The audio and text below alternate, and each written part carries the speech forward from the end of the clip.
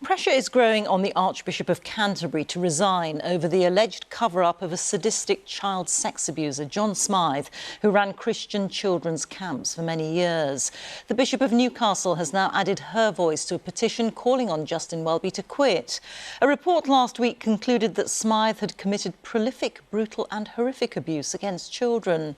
Justin Welby was told of allegations against Smyth in 2013, but Smyth continued his abuse while living abroad. He died in 2018. Here's our religion editor, Ali Maqbool. I'm John Smyth. He was arguably one of the most prolific abusers ever associated with the Church of England, with more than 120 victims until his death in 2018. Last week, a report said that by 2013, the Archbishop of Canterbury knew, but inadequate action meant the abuse continued. Justin Welby's apologised, but says he won't resign. But today, one senior member of the church broke ranks. I think that it's very hard for the church, as the nationally established church, to continue to have a moral voice in any way, shape or form in our nation when we cannot get our own house in order with regard to something as critically important, something that would be asked of any institution, let alone the church. And given that, what do you think about the position of the Archbishop of Canterbury? I think, sadly, his position's untenable. So I think he should resign.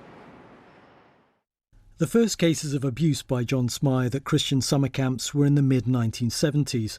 By the early 80s, church officials were informed, but there was what the report calls an active cover-up.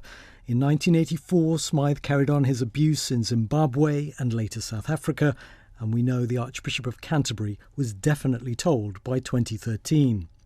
But the abuse continued and was exposed by Channel 4 in 2017. Something Justin Welby said at the time was the first he knew of John Smyth's behaviour.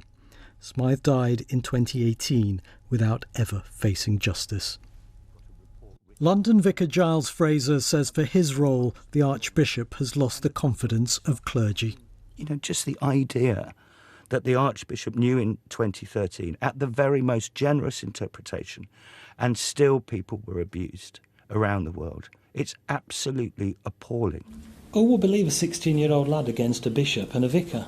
Matthew Einarson is a survivor of church abuse, here testifying at an inquiry. He wasn't a victim of John Smyth, but says the events of the past week have been re-traumatising for all victims. It's clear where he stands on Justin Welby. I think he should definitely resign, and he should take with him all those who have failed in safeguarding. If he doesn't, the church is showing itself again. It doesn't understand what it's like to be a victim. It doesn't understand what safeguarding is. For years it's been saying it will do its own safeguarding, it knows what it's doing. It doesn't. Supporters of Justin Welby say he's brought about a lot of improvements in the way abuse is handled by the church, but with not just the institution, but the man who leads it now having been shown as culpable, the pressure continues to mount. Yes, and just to say that we have been asking Lambeth Palace over recent days for an interview with the Archbishop of Canterbury. He's not made himself available, and all day today we've been speaking to the Church of England, asking them to put anyone up, bishop or otherwise, to defend the Archbishop. That's also not been forthcoming. And it isn't just us asking the questions, of course. It is a lot of clergy, it is a lot of survivors and survivor groups. And this time round, I don't think those questions are going to go away very easily.